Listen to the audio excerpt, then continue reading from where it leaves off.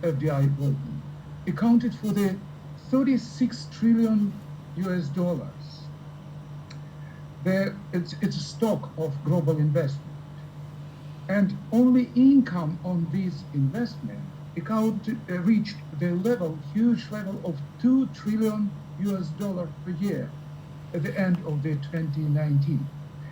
Before pandemic, roughly, they may see about the 100,000 biggest multinational companies with the assets about the $500 million for each, and the network of their affiliates, maybe we will calculate more than 1 million units, but it's just very rough calculation because some other calculation gave on the figures about the 4 million units. And the share of this business in global GDP was 25%, with a direct impact on the world trade as a 65% input. And also, multinational enterprise employed in that time about the 86 million people, but this is only direct employment. If we take into account indirect employment, this figure may be about roughly 450 million people around the globe. It's a huge number of employees. So if foreign affiliates before pandemic accounted for the 50% of the world GDP. It's only foreign affiliate sales. And directly, foreign affiliates produce 1/3 of world exports. For the long period of observation, maybe for the 30 years, we may see cyclical path of global investment. In the current century, we see the very clear several cycles from the 2003 to 8 to 9, 2009 and later, and with the unclear picture for the some latest years, starting from the 2018. And on this slide, you see these big slides, with the biggest one from 2003 to 2008, with a huge growth of investment that reached about the $2 trillion per year in 2007. It was an absolutely biggest volume of investment for the 40 years. What is the reason for such cycle? In theoretical sense, we may distinguish three basic reasons for such cycles. First of all, macroeconomic cyclical factors. It means factors of macroeconomic dynamics for all countries, especially for capital exporting countries. The second one, it's a factor of economic policy, like liberalization or promotion policy, or changing measures in investment regimes, etc. And third one pertain to the internal structure of global companies. It means structural factors. For example, global production networks, or some intra-firm financial flows, or corporate reconfiguration, it's the similar factors. So before pandemic, we may see the cyclical phase of investment decline. And you see that starting from the 2018, we see decline in such global investment. The sharp drop in investment was especially observed, we see this sharp drop in 2018, minus 12%. It was the biggest drop in investment for the 10 years. And it was pessimism, uncertainty, unpredictability very high in forecast and projection for future of global investment. For example, you see on this next slide, you see the peak of investment was reached in 2017 with $1.7 trillion, and later in 2018, 2019, we see the decline of such growth. And growth rate for global investment flows was even negative, minus 14, minus 12, with a projection of minus 30s. Pandemic was a supply, demand, and policy shock, big shock for foreign direct investment. The COVID-19 pandemic caused dramatic fall in the global investment in 2020 and bringing this investment back to the level seen in 2005, so 15 years ago. And global FDI flows decreased almost by the 40%. It was the biggest drop in investment in 15 years to the level of $800 million US. Especially big drop was observed in the OECD area, where investment decreased by 51%, unprecedented decline in investment. But interesting that developing Asia is the only one region recording FDI growth and accounted in that time for more than half of global inward and outward FDI flows. And China in 2020 overtook United States as a top destination of global investment with a maximum investment in $212 billion US. US was only second country as a country of destination, as India and Luxembourg were the third and fourth country in this year. And you see on the next slide this picture. China was the major recipient of FDI amid the pandemic, and US was only second, with Germany fifth, Ireland, like transit country for taxation, only sixth country. COVID-19 produced a big effect, as I said, for structure of global investment. And negative effect of COVID pandemic was especially felt in greenfield investment. And it was very intensive in emerging and developing countries. For example, we can compare the capital expenditure of multinational firms in 2020. In advanced economies, capital expenditures of multinational firms dropped by 15%, but in developing countries by 43%, 3 times more. And as well, COVID-19 produced a very negative effect on sectoral breakdown and recomposition of the global investment. For example, in manufacturing, services, in infrastructure, we may see the very big drop by about the 43% for this year.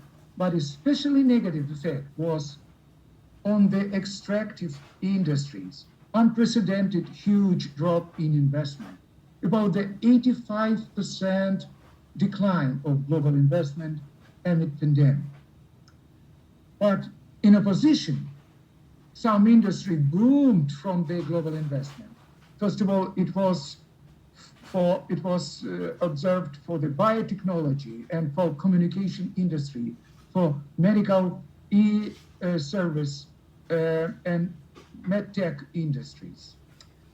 In such industries, capital expenditures of global company nearly doubled since pre-pandemic level. So, in that time, amid pandemic, again, analysts produced a very pessimistic and gloomy forecast for future. But when last month, UNCTAD published new latest figure for the global investment flows, it was a big surprise for this figure. The latest figure showed us interesting and very unexpected, very strong rebound in 2021 for global investment, up to the 77%, 80% growth for the last years, to the new record of the global investment flows, about the $1.75 trillion a year. So global investment last year surpassed the 2 billion. It was a very interesting result, unexpected even for analysts. And from this total increase, almost 3/4 was recorded in developed economies. Let's see on the next picture. We may see the very uneven recovery growth rate for global investment in last year, with the unprecedented growth in developed economies, about the 199% growth totally, and with some plus 30% growth only in developing economies, and very modest growth in least developing countries, only 19%. 19%. For example, if we see the tables of such investment, we may say that close to Asian economies were very stable for the latest year. Only Asia,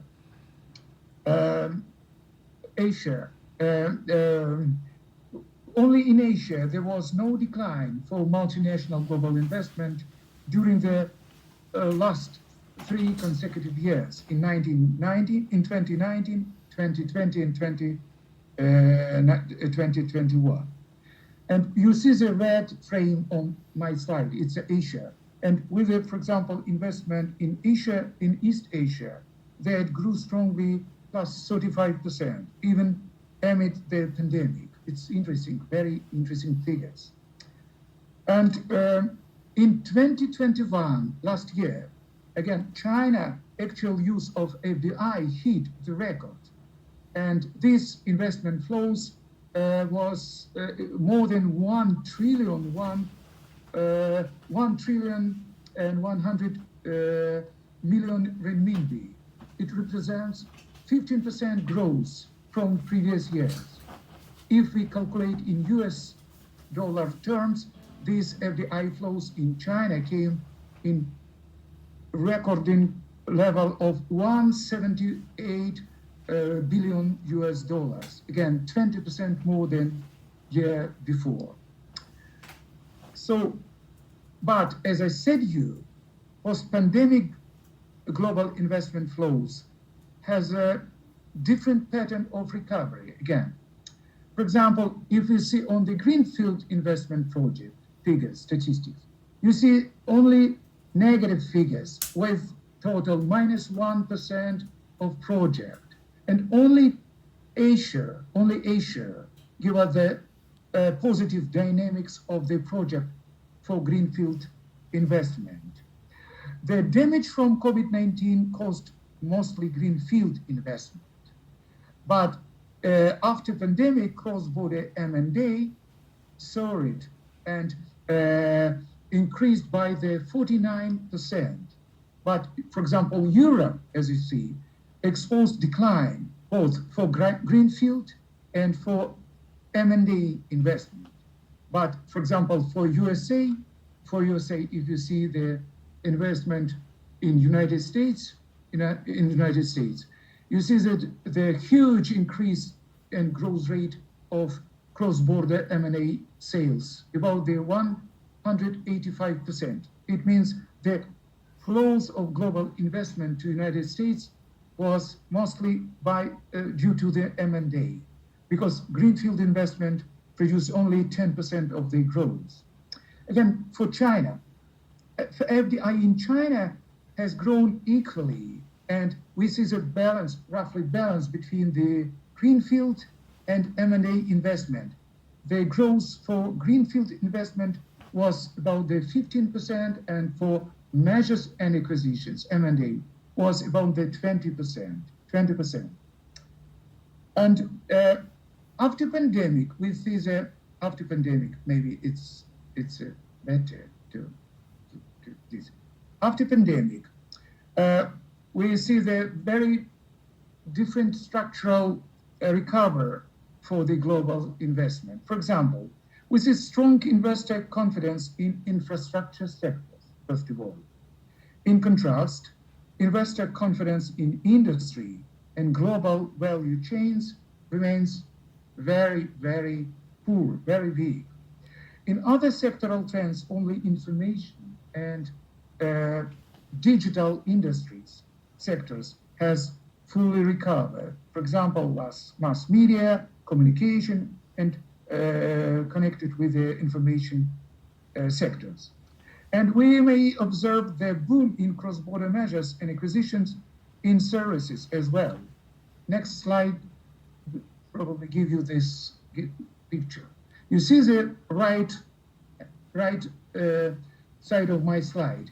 This is the representation of the project in industry and infrastructure. For example, for industry, we see greenfield project announcement -1%, so very, very sharp decline. But infrastructure presents the huge increase in project, plus 53%. So very uneven sectoral growth. As for industrial sectors, we see the greenfield investment project announcement were practically flat, similar like in previous years.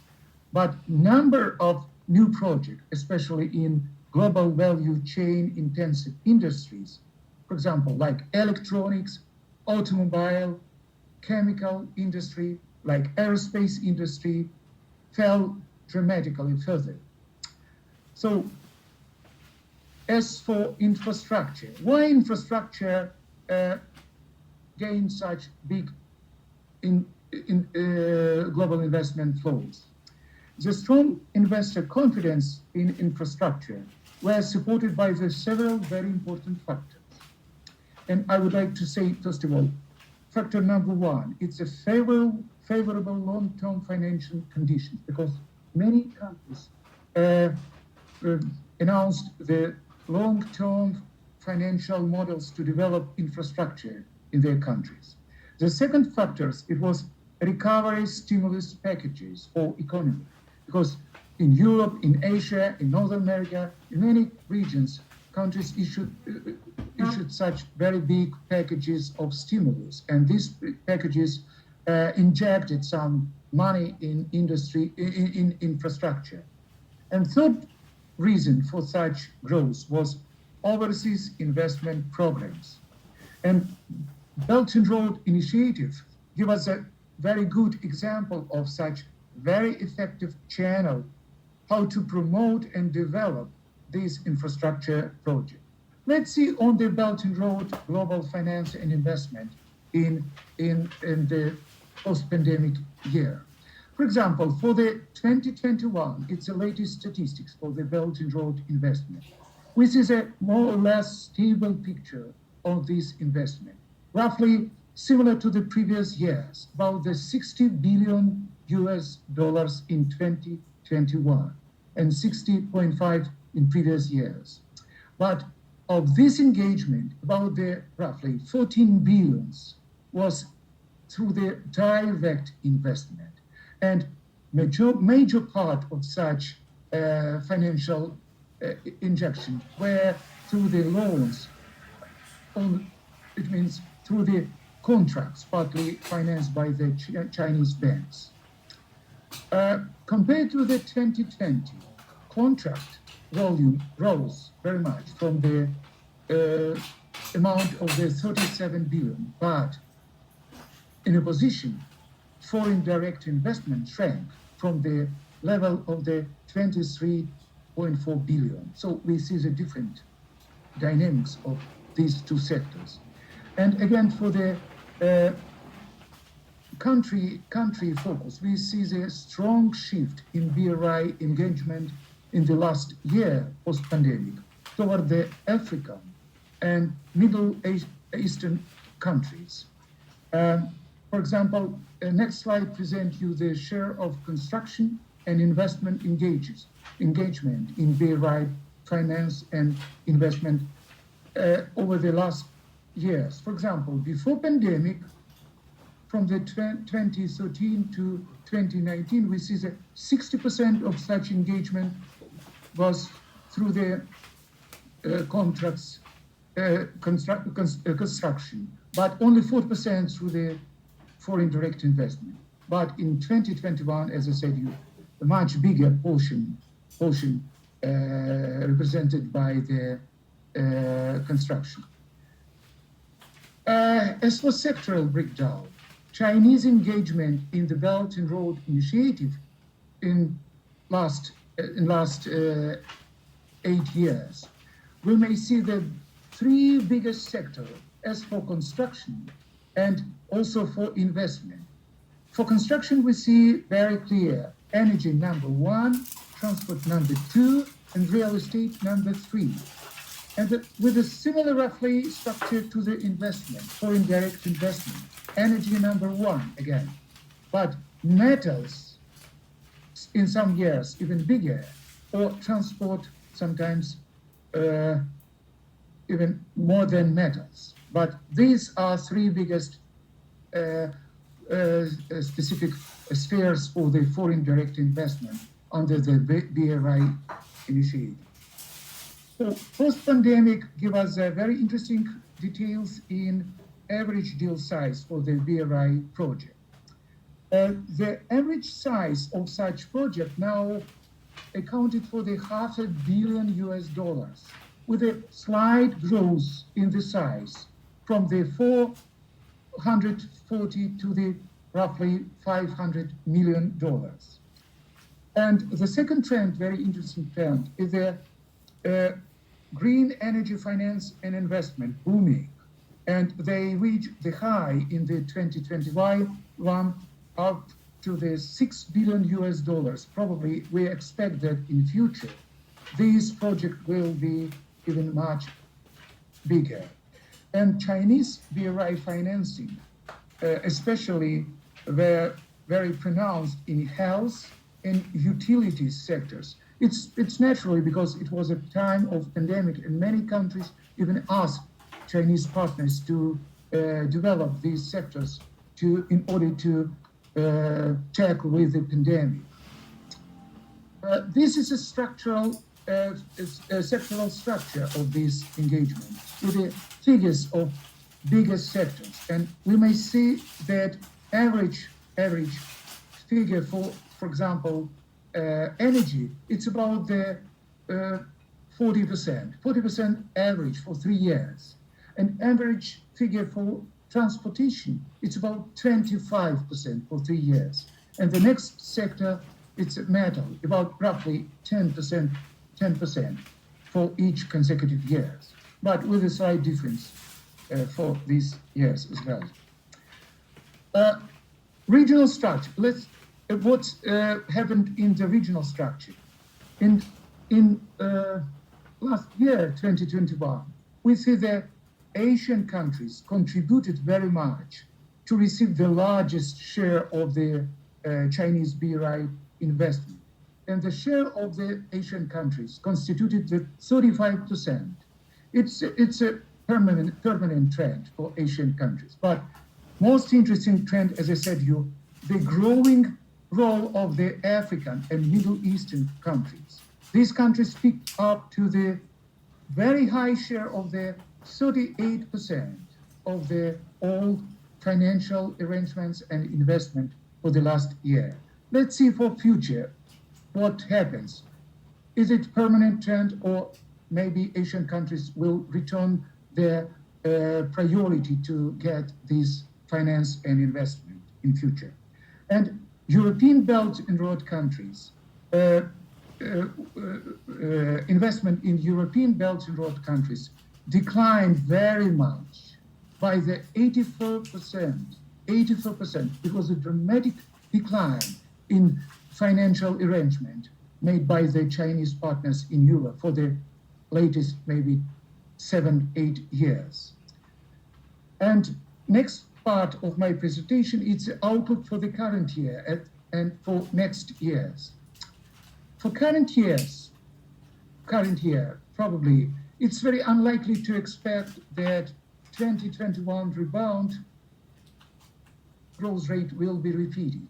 It's maybe unlikely to see, because we see a very new trend and very big risk for these global financial flows. But For example, for infrastructure, we may expect that infrastructure sector will continue to provide the growth momentum and will be one of the major sector for growth of global investment. But for investment in manufacturing and global value chains, maybe the expectation is less optimistic. Maybe they will remain at very low level. Why we may say that there is a so big pessimistic expectation? Because there are many important risks in current year, as well as for next maybe nearest years. First of all, we may expect new waves of the COVID-19 pandemic. Now we see some signals of such new waves. The second, due to the escalation of the geopolitical tensions as well. And now we may see there's a very strong effect of the labor and supply chain bottlenecks, especially for development of the global value chains. And soaring food, commodity and energy prices will affect very much on the current global investment flows and the structure of these flows maybe in the next 2-3 years. And also I should say that inflationary pressure will give the negative impact and rebalance some structure of the global investment as well.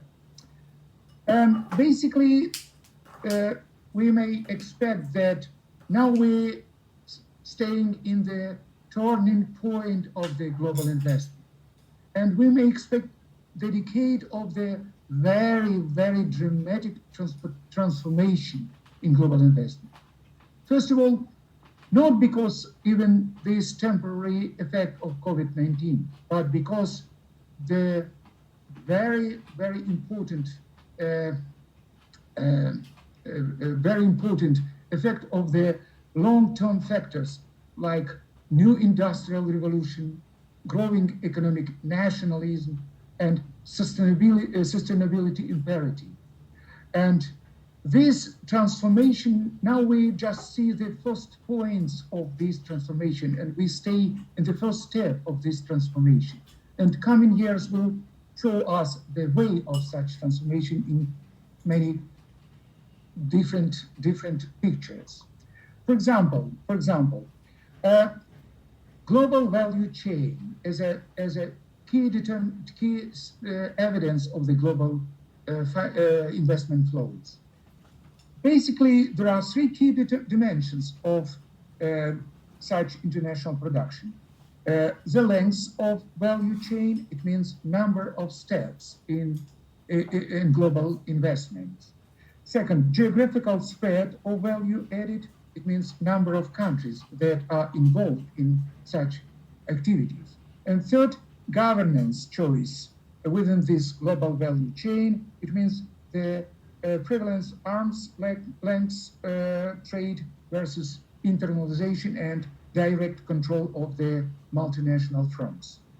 And all these factors will affect very much on the combination of the different small factors that will produce the structure of value chain.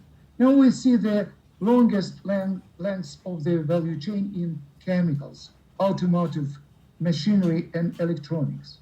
But in future, probably, multinational company will decrease the length of the value chain in such industries.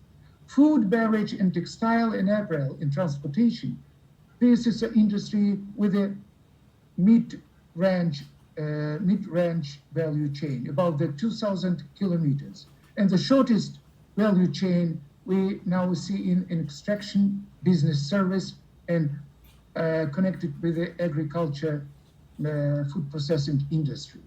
All these value chain now under the effect of these 3 key determinants, either industrial revolution or sustainable imperative or new growing economic nationalist policy. For example, the key determinants for the GVC global value chain length, geographical distribution or governance will determine the capabilities of multinational companies to build new global value chain. Why? Because they will affect on the arbitrage opportunities. What does it mean, arbitrage? It is a difference between the labor cost in different countries, or regulatory system in different countries, or taxation in different countries. But now we see the very dramatic changes in these arbitrage opportunities of multinational firms. The second challenge is a trade and transportation cost that is growing because of many reasons. Third one is a transaction cost. It means cost to operate, to manage, to coordinate activities of these global investment flows. And the fourth reason for such very big changes, future changes in the value chain, it's a modularity or fragmentations of the production process, because innovation produces new opportunities for modularity and fragmentation of this production process. So all these factors, or combination of these factors, may affect in different way in the for the transformation of multinational firms. And for example, we may see the different scenarios of this decade of transformation of global investment. For example, in the direction of further unbundling or rebundling, offshoring or nearshoring, or outsourcing or insourcing, is a different way. Now it's very difficult to say which way will be the dominant in the coming years. But we may see the first signals of such new trends. Each factors, for example, for such influence, each factors, for example, key technology may affect in different way on such combination. For example, robotic-enabled automation has a very strong effect on the restructuring of the global value chain. Enhanced supply chain digitalization, and now we see new digital platform to do business overseas, and additive manufacturing, 3D printing, huge growing printing market for such service and products as well. Each technical innovation factors may affect in different way on the length, geographical distribution, or governance of global financial flows. Each technology, depending on industry-specific deployment, will affect on the investment in different way, as I said. Let's see on the, for example, robotic-enabled automation. Only one factor, because I have no time to explain all these innovation factors effect.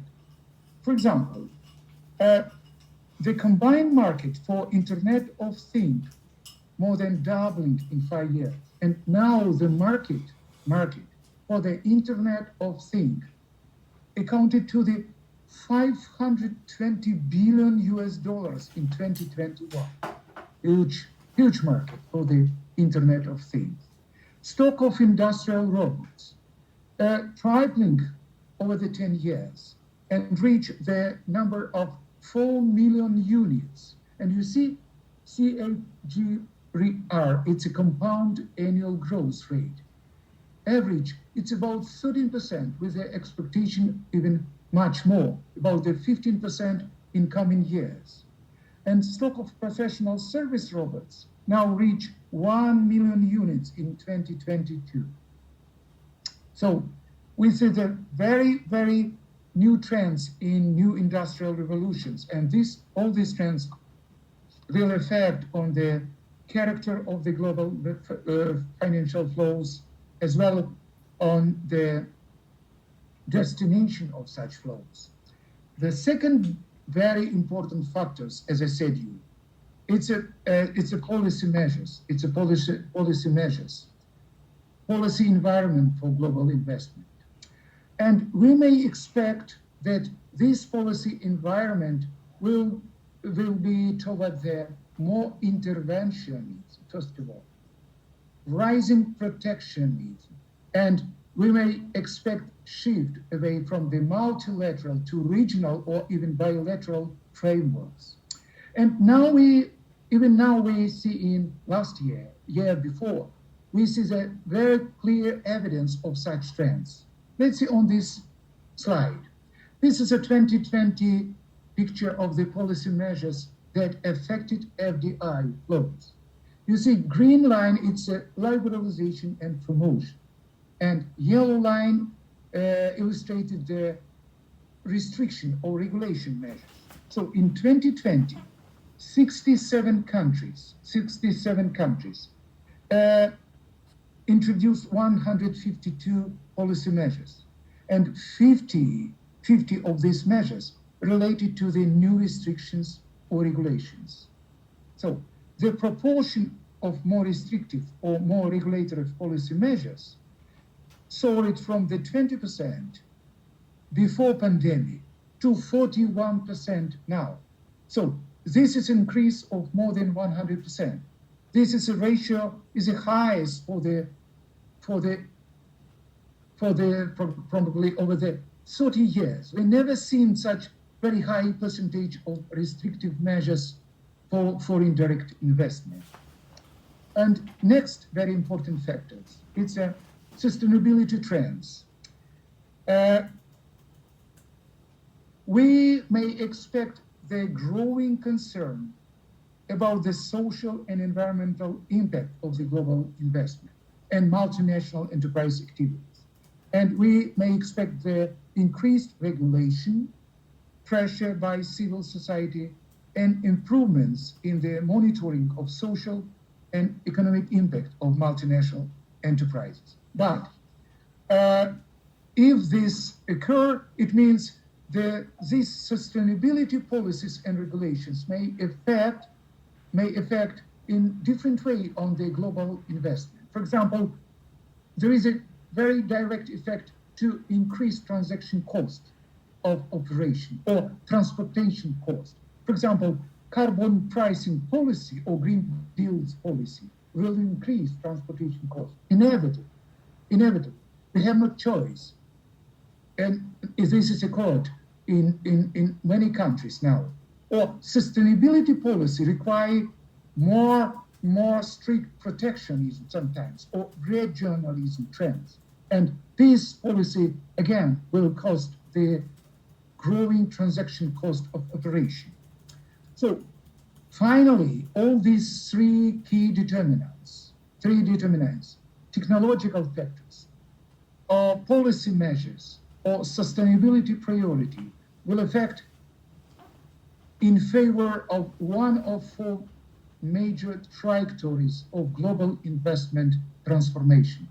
And we may see the basic scenarios of this transformation. First of all, reshoring. Second, diversification. Third, regionalization. And fourth, replication. It's not clear for us. It would be which one would be the dominant scenario or transformation. But basically, when we may see these four ways to transform global investment. Reshoring.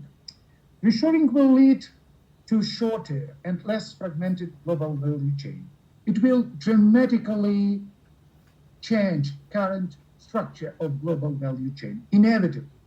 And probably it will produce a higher geographical concentration of value-added activities with the hub countries, with the core countries that will produce the basic elements of the products and generate the major part of the value of the product. It will primarily affect higher technology global value chain intensive industry. For example, electronics, first of all, automobile industry, biotechnology industry, and the similar high technology industry. And we should expect the very high probability of increased divestment because of mobility of multinational enterprises and because of shrinking pool of efficiency-seeking FDI. Next scenario or trajectories, diversification. Diversification will lead to the opposition, to a wider distribution of economic activities. It will probably primarily affect services or as well global value chain of very intensive industries. But this trajectory will increase opportunities for new entrants, for newcomers, for new countries, for example, or new companies. But interesting expectation, global value chain in such trajectory will present very, very unusual construction or architecture with a very loose governed structure, not tightly connected architecture and structure. It may be platform-based global value chain or so-called asset-light global value chain with a minimum investment, not so huge investment like we saw in previous years. And global value chain participation will require very high quality hard and soft digital infrastructure. But not all countries and companies now possess such infrastructure. And third scenario, it's a regionalization. Regionalization will reduce physical lengths again of the global value chain, but fragmentation will stay at the previous level. So it just shrinks the lengths of the global value chain. Geographical distribution of value and will even increase because this distribution will be spread around the region and with many, many participants, but within this region. And this trajectory will affect regional processing industries, especially, maybe some even primary sector industry. And it will imply shift from global efficiency seeking investment to new model, regional seeking investment model of global investment. And the first scenario or trajectory, it's a replication. Replication will lead to the shorter value chain, and probably it will cause a rebundling of production staging. Why? Because it will lead to more geographically distributed activity, but the activity will be concentrated in the hub. And around the hub, many units will replicate simple operations of global value chain. It will be especially relevant for the so-called hub and spoke model of global investment or for so-called regional processing model of investment. But this trajectory implies a shift from investment in large-scale industrial activity to the middle scale or even to the small-scale activity. And on my final remark, I say that all this transformation may cause some policy implication for countries. We may expect the shift in investment promotion strategy. First of all, toward the infrastructure and services. Second, maybe very interesting expectation, it's a shift from the promotion of export-oriented manufacturing investment.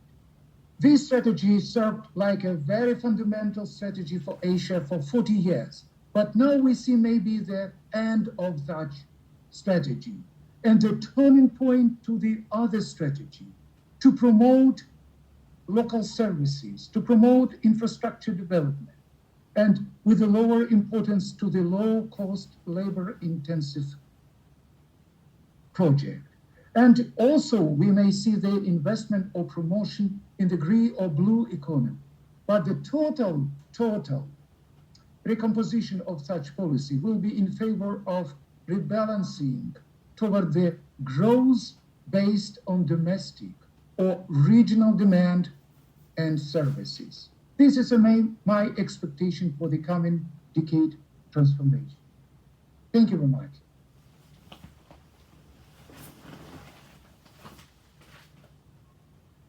Thank you, Professor.